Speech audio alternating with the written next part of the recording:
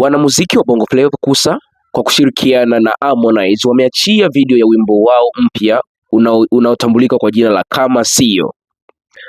Video hii imeongozwa na director Folex, huku audio ikitayarishwa na Cookie Daddy.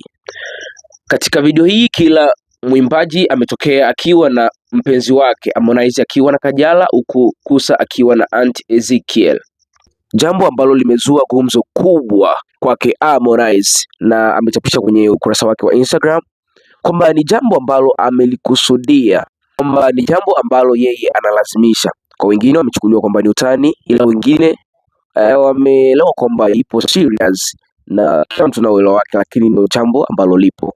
Okay, of course usisahau subscribe, like, comment na kushare ili kwanza kupata taarifa zetu. Tunaitwa BS Sauti.